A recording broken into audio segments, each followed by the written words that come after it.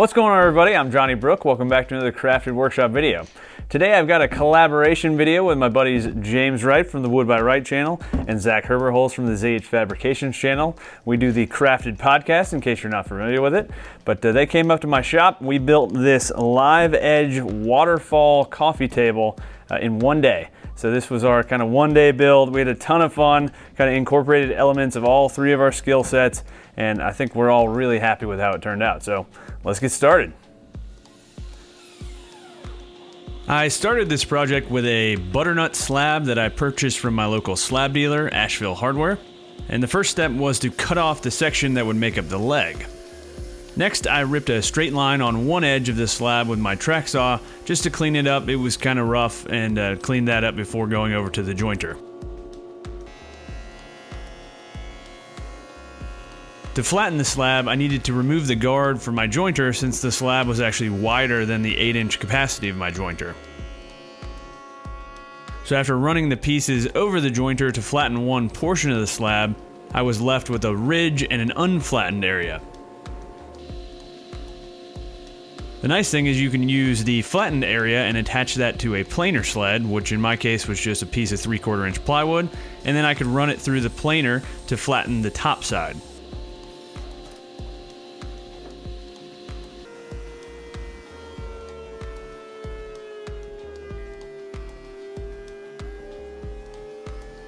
Once that side was flat, that would become the new reference face. I could remove the sled and then flatten the opposing face, removing that ridge that was formed on the jointer.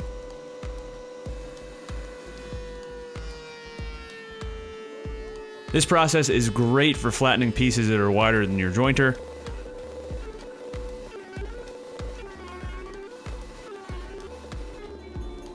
Next, to clean up the pieces from the planer, I ran them through my drum sander a few times. This really is just a convenience and could easily be done with a random orbit sander if you don't have a drum sander.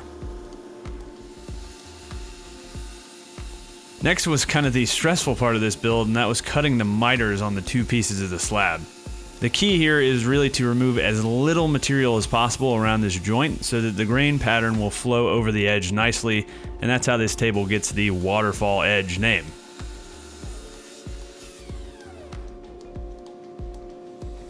Once the miters were cut, I needed to attach the two pieces of the slab together at a 90-degree angle. Since this build was done in a day, I needed to use whatever was going to be quick, and so I went with my Domino XL. Obviously, this is a bit of a luxury. If you don't have a Domino, you could also use splines, angle brackets, and all kinds of other methods to attach these miters. The Domino is extremely fast, however, really easy to use and very strong, and I was really excited when the joint came together perfectly. Oh, money! After attaching the two pieces of the slab, I started shaping the live edge so the pieces flowed together nicely. I used my H&T Gordon spoke shave for this, and then followed that up with a random orbit sander. I also removed any loose pieces from the live edge slab while I was at it. Next, I needed to route a groove into the top of the slab to house the metal leg. The leg is made of 1-inch square tubing, so I needed to route a groove that was exactly 1 inch wide by 1 inch deep. While I'm routing, I want to take a second to talk about the John C. Campbell Folk School, the sponsor of this week's video. I recently had the opportunity to attend a week-long woodworking class at the school, and it was an amazing experience. It's basically like summer camp for adults. It was super fun, I made some great friends, and made an awesome arts and crafts style bookcase during the week I was there. John C. Campbell is located in Brasstown, North Carolina, about 2 hours from Atlanta, Knoxville, and Asheville, so it's centrally located to many places in the southeast. They have classes on everything from woodworking to blacksmithing to drawing and much, much more. To learn more, visit their website at folkschool.org. I used a plunge router for this and a 3/4 inch template bit. And the template bit left a little bit of excess wood, so James cleaned up the groove with his hand tool skills and got that all nicely flattened. So with the groove cut, we also needed to remove a section from each side of the groove so the legs could pass down through the top.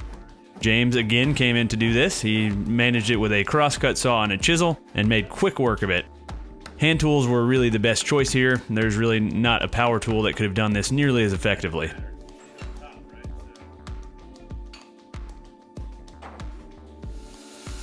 Before gluing the two pieces together, I trimmed the leg to its final length of 16 inches, and then it was time for the glue up.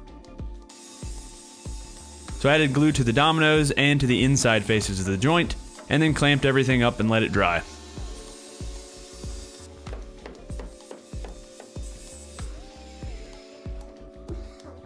Once the joint dried, we drilled holes into the bottom of the groove to accept the bolts which attach to the legs. If you want to see how the leg is built, you'll have to check out Zach's video. He goes into a lot more detail there. So with the leg attached, I started cleaning everything up to prepare for finishing. First, I chamfered all the edges with a block plane. Here you can really see how the grain flows over the edge of that miter joint, which again is why this table is called a waterfall table. I also made sure to chamfer the bottom edges of the leg so it wouldn't splinter out if dragged across the floor. Next, I sanded everything up to 180 grit, removed the dust, and then started applying finish. For the finish, I used General Finishes Armor Seal, which really brings out the grain in a piece like this. I brushed it on with a foam brush, let it dry overnight, sanded with 400 grit, and then repeated the process.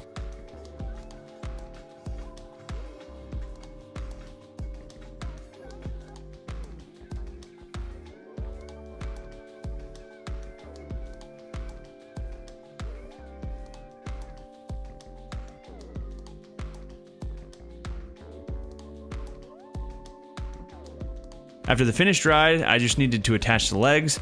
They attach with two small bolts.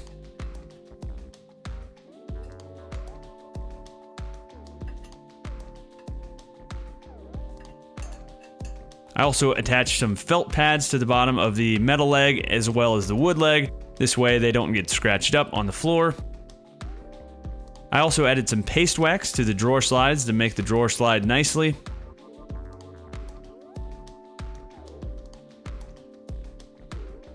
And last, I slid the drawer into place. You can see just how easily this slides, even though it's wood on wood. A little bit of paste wax and finish keeps everything really, really nice. With the drawer installed, the table was done. All right, hopefully you guys enjoyed this one. If you want to see the other two parts of the videos, I will have a playlist linked up here, so you can check out James' video on building the drawer and doing the sliding dovetails to hang the drawer, and then Zach's video on building the leg and also forging the drawer handles. This drawer comes out from both sides, so there's two handles. So just a really cool project. I'm really enjoying working with Live Edge. And just having these two guys in my shop was super, super fun. So definitely check out their channels, subscribe, and if you don't, check out our podcast. I mean, we put out a podcast every week, and we have a ton of fun. So thanks again for watching, guys, and until next time, happy building. Bye.